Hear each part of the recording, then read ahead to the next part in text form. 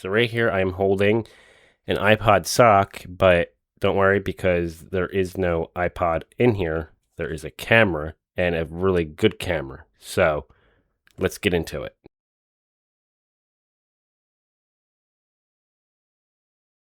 And to do a size comparison, here is my iPhone 3GS and here is the camera. You can see they are relatively the same size. This is something I do wish we could have again, smaller phones. There are some that you can buy today that are relatively this size, even smaller. But let's get into the actual camera. Now, despite that this camera can do stills, I will not be showcasing it because this 5 megapixel camera is not equipped with a flash. It's a pocket camcorder, so we're going to focus on the video end, not the photo end. So with this camera, you have your menu button, delete button. This is your joystick that moves up, down, left, right, and presses in. This is your video option and then your review button.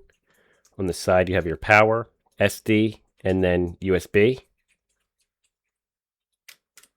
This is how you can connect to the computer. There's software that's embedded in the actual camera, or if you wanted to transfer photos or videos.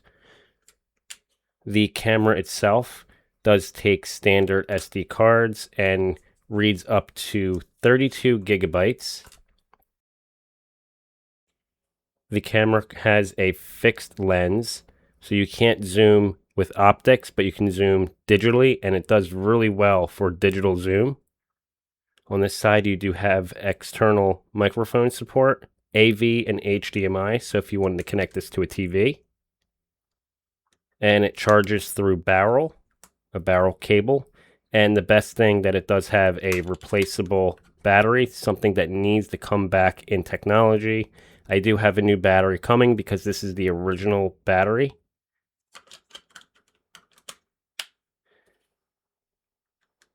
And then up here you have your distance and macro shot. So this is the switch that you can change if you're doing distance or macro photography or videography. So when you turn on the camera, you're greeted with the video options and photo option. So right here you have 1080, 720, 60, 720. I believe that one right here is 640. It's a lower resolution. And then you have stills. I recommend using 720p at 60 because it gives you the smoother transitions when you're panning, and also the quality will be better because this camera does crop the sensor when you use 1080p. So when you press the option menu right here, time and date, your video output for NTSC or PAL, screen brightness, volume, microphone setting. I think this is mostly for when you install the microphone, if you have an external microphone. Image stabilization I have on because I'm using 720 and it does do pretty well. This is face detection, then format your memory card, and then firmware. This one luckily does have 1.6, which was the last version. So that's pretty cool. Delete button. This is the menu button, so you can see right here how long duration you have for each video option. So that's pretty cool. And that's how you record. You hear the button when you press the button right here. Review button. And if you press review button again, it'll show you even a list of how many images or videos you do have. And if you press the delete button, it'll give you this option. And there you go. All right, here's a short example I put together for you guys to see how the camera does in 2026.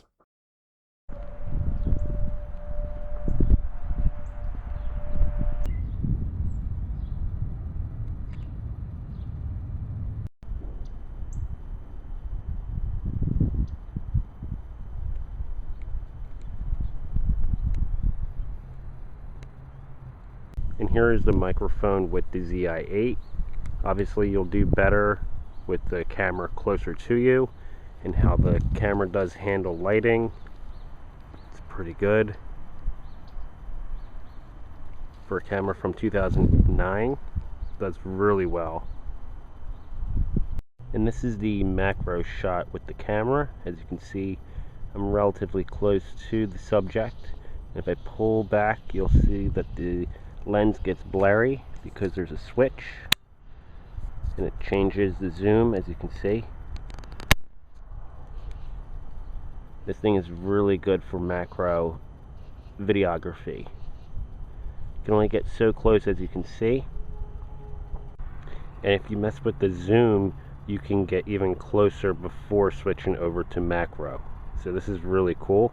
You may not get the best, sharpest shot, but you can get relatively closer to the subject.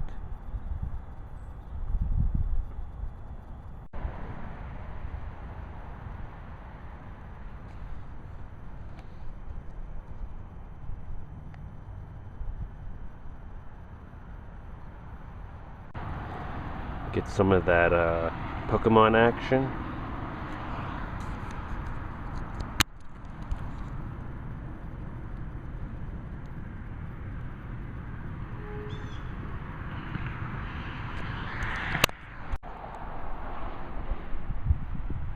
Alright, I hope you enjoyed the video. And with that, leave your comments down below. Let's have a discussion. And I'll see you in the next one.